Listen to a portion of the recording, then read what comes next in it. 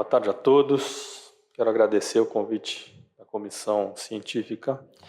Nós vamos falar nesses próximos minutos sobre as cardiomiopatias genéticas.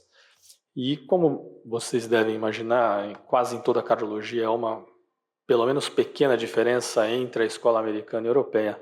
Nas cardiomiopatias isso não é diferente. Vejam, senhores, que em 2006 a definição da American Heart Association sobre cardiomiopatia é que é um grupo heterogêneo de doenças do miocárdio com disfunção mecânica e ou elétrica. Isso acontecendo no coração, naturalmente, ou em parte dele, de uma desordem sistêmica generalizada. Dessa forma, eles classificaram as cardiomiopatias dessa maneira.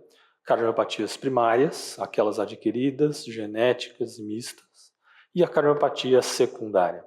Vejam, senhores, que a escola europeia, agora em 2023, ano passado, publicaram um consenso que saiu no European sobre cardiomiopatia, muito bom, vale a pena depois dar uma lida, é bem interessante, falando sobre como se diagnostica, como é o manuseio, enfim, bem interessante essa publicação. E eles definem que é uma desordem miocárdica com anormalidade estrutural e ou funcional.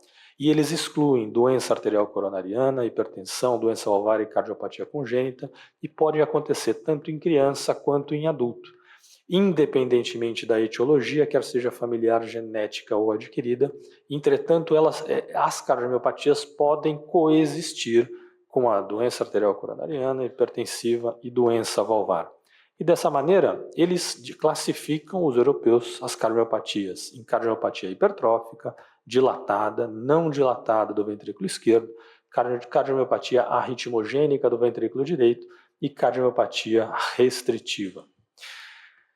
Essa é a publicação que eu falei para os senhores, saiu agora em 2023 no European Heart Journal. Vale a pena dar uma olhada, existe uma interessantíssima correlação entre imagem, como o professor Pastore já falou, e doença, cada uma das cardiomiopatias. Acho que vale pelo menos uma olhadinha nesse guideline.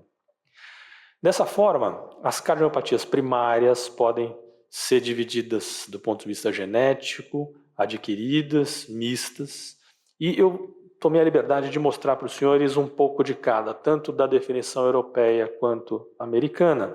Então eu vou falar para os senhores um pouco das canalopatias, naturalmente da cardiopatia arritmogênica do VD, do miocárdio não compactado, a miocardiopatia hipertrófica. Horácio já discorreu bastante sobre ela, não vou abordar nessa aula.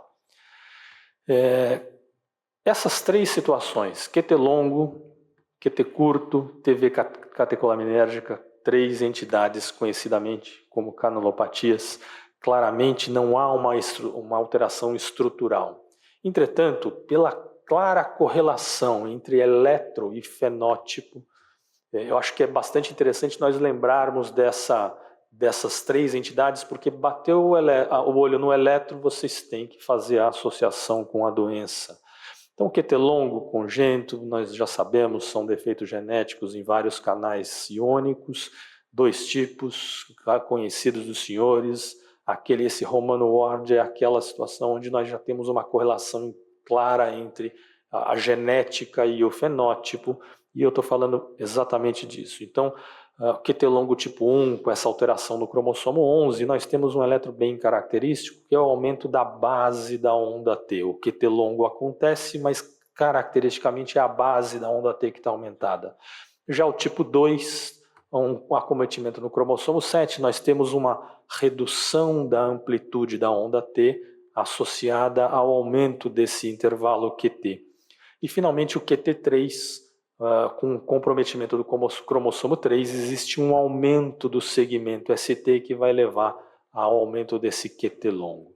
Já o QT curto é uma entidade bem pouco frequente, na verdade ela é rara, onde no INCOR talvez o grupo da arritmia tenha visto um caso, nós lá no eletro não lembro de termos visto um quadro como esse. Entretanto, foi descrito já recentemente, um QT abaixo de 300 é o que vai fazer o diagnóstico de certeza. Esse intervalo ponto J até pico de T menor do que 150 também é bastante característico dessa situação. Existem já descrições dos comprometimentos cromossômicos associado com FA, brugada, repolarização precoce. O indivíduo pode ser assintomático, mas ter eventos de síncope e morte súbita. Esse é o traçado bem característico da publicação do Brugada e colaboradores em 2005. Vejam, senhores, que existe realmente um claro encurtamento desse intervalo QT. Lógico que precisa ser medido esse intervalo QT, mas o olhar para isso aqui tem que nos remeter a essa possibilidade da síndrome do QT curto. TV catecolaminérgica é a terceira canalopatia que também não temos uma evidência de uma alteração estrutural. Entretanto, vale a pena lembrarmos dela quando nos deparamos com esse traçado eletrocardiográfico e existe uma sucessão de eventos gradual onde vai culminar com a alternância da polaridade do complexo QRS. Então o indivíduo começa com ou estresse físico ou mental. Vejam que começam as arritmias supraventriculares rápidas, as ventriculares mais frequentes começam a aparecer, isso vira uma TV bidirecional que pode se transformar numa TV polimórfica, FV e morte súbita. Aqui neste traçado aqui nós vemos isso. Começam com extrasístoles supraventriculares, isso se transforma, começam a aparecer as ventriculares e mais aqui para baixo a alternância da polaridade, naturalmente numa mesma derivação, do complexo QRS, caracterizando essa taquicardia ventricular polimórfica, catecolaminérgica. Síndrome de Brugada, a semelhança dessas três canalopatias, durante anos se falava em que não havia uma cardiopatia estrutural, era um negócio característico do Brugada, eco normal, ressonância sem alteração, e o achado elétrico que culminava muitas vezes com a morte súbita, a fibrilação ventricular. Isso os senhores já conhecem bastante, né? A parte de genética, a associação com BAV de primeiro grau e fibrilação atrial, mais comum em homem. Essa prevalência varia muito da região onde está se fazendo essa avaliação. Nos países asiáticos essa relação ela é maior, é mais prevalente do que fora de lá, enfim. E que o diagnóstico de Brugada é feito por esse supra de ST em V1, V2, com pelo menos 2 milímetros, essa descida lenta do segmento ST, terminando com uma onda T negativa. Esse é o padrão tipo 1, característico do Brugada, que nos faz o diagnóstico dessa doença. Naturalmente, se houver alguma dúvida sobre este padrão, é possível elevar essas derivações, são as derivações superiores colocadas no terceiro e no segundo espaço intercostais, para que a gente chegue mais perto da via de saída do VD, que é onde encontram-se as alterações, em especial nos canais ITO, e podemos eventualmente visualizar melhor este padrão tipo 1 com as derivações superiores e que vamos chegar a esse diagnóstico da doença de Brugada, padrão de Brugada tipo 1. Mas vejam que interessante, esse é um slide cedido pela Mirella, que faz parte da tese dela. Esse é um mapeamento eletroanatômico, vejam antes da ablação na via de saída. Esse é um mapeamento, um mapa de duração da região epicárdica, da região basal do ventrículo direito. E vejam que essa região coloridinha é uma região já com uma alteração, uma baixa voltagem, uma baixa duração do potencial de ação. E quando você faz a gimalina, aumenta bastante essa região comprometida, mostrando que há sim alguma alteração estrutural elétrica de canal nessa região. E vejam que após a ablação, tanto sem a gimalina quanto pós a gimalina, existe uma clara modificação dessas imagens, não só do ponto de vista do mapeamento eletroanatômico, mas também no eletrocardiograma com as derivações convencionais e superiores e também com a indução, a não indução de arritmia ventricular pós-ablação. Vamos entrar finalmente nas cardiopatias genéticas primárias. Cardiopatia arritmogênica do VD, como os senhores sabem, é uma infiltração fibro-gordurosa do miocárdio, pode acometer via de saída, via de entrada e ápice do ventrículo direito. E é uma doença subdiagnosticada, uma incidência que varia de 1 para 3 para 5 mil. Importante causa de morte súbita, em especial na Europa. E nós temos que, do ponto de vista eletrocardiográfico, como critério maior, uma inversão de onda T de V1 a V3 em indivíduos maiores do que 14 anos. Vejam esse exemplo aqui ao lado. Sem bloqueio de ramo direito. Se essas T's invertidas forem em V1, V2 ou V4 a V6, também sem BRD, é considerado um critério menor. E as ondas T's invertidas de V1 a V4 acima de 14 anos com BRD também é considerado um critério menor. Onda epsilon é um critério maior, é um achado específico, mas pouco sensível, mais ou menos uns 30% apresentam essa onda epsilon, que é essa região de baixa amplitude, grande duração no final do QRS, na derivação V1. Como critério menor, tem essa ativação final do QRS de 55 milímetros. E como é que nós medimos isso? Nadir da onda S até o final do QRS de V1 a V3, com essa duração de 55, como os senhores podem ver nessa mensuração aqui embaixo. Importante ressaltar que não pode haver bloqueio de ramo direito para se fazer essa medida de 55 milissegundos e considerarmos como critério menor. Como critério maior em relação às arritmias, TV não sustentada ou TV sustentada da via de saída do VD, cara de BRE com eixo para cima, portanto QRS negativo em D2, D3 AVF, como esse exemplo. Então cara de BRE em V1, eixo para cima, D2, D3 AVF negativos. É um critério maior. Como critério menor, a mesma TV não sustentada ou sustentada, porém com esse eixo para baixo, positivo em D2 e 3 AVF, ou mais de 500 extrasístoles em 24 horas no Holter, como os senhores podem ver nesse exemplo, cara de BRE em V1, eixo para baixo, QRS bem positivo nas derivações inferiores. E finalmente o miocárdio não compactado.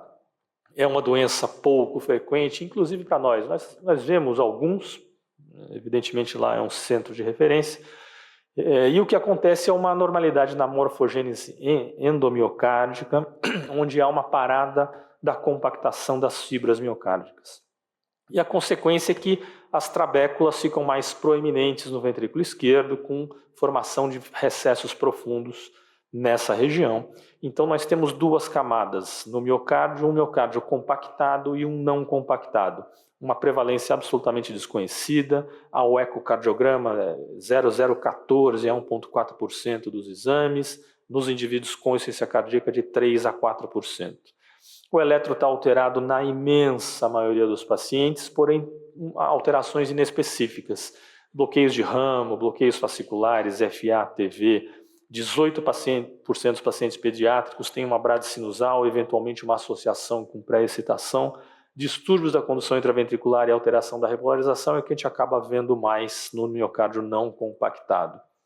Como critério diagnóstico, nós temos o padrão do ecocardiograma e da ressonância, eles diferem um pouquinho no valor, mas é importante lembrar que se estamos falando do ecocardiograma, a definição é que a relação do miocárdio compactado, não compactado em relação ao compactado, ao eco tem que ser maior do que 2:1.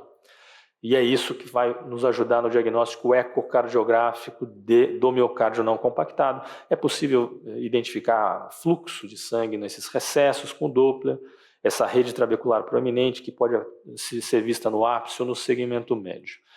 Entretanto, se nós estamos usando a ressonância, essa relação passa para 2,3:1. Então, relação do não compactado em relação ao compactado, 2,1 para o ecocardiograma, 2,3 para a ressonância. Vejam a sensibilidade e especificidade com esse critério da ressonância. E o outro que eles demonstraram é que se a massa trabeculada do VF for maior do que 20%, sensibilidade e especificidade bem elevadas. E temos alguns exemplos, vejam que tem de tudo, né? Uma baixa voltagem dos QRS no plano frontal, um septo que não cresce de V1 a V5, umas Qs que parecem patológicas. Vejam esses complexos QRS estranhos, você não consegue entender muito bem se está para frente, mas não está para a direita, está para a esquerda, mas você também não vê isso no plano frontal. Esses infra de ST com T's negativas, deformações do ponto J, são eletros que nós já pegamos dos nossos pacientes do INCOR e que, quando fomos investigar, eram de pacientes com miocárdio não compactado. Então, resumindo, se nós seguirmos a definição americana de 2006, cardiopatia primária pode ser genética, adquirida ou mista, e se nós formos seguir a definição europeia, nós temos como cardiopatia primária a hipertrófica, a dilatada, a não dilatada do ventrículo esquerdo, cardiopatia ritmogênica do VD e a cardiopatia restritiva. Era isso que eu tinha para falar para os senhores. Muito obrigado pela atenção.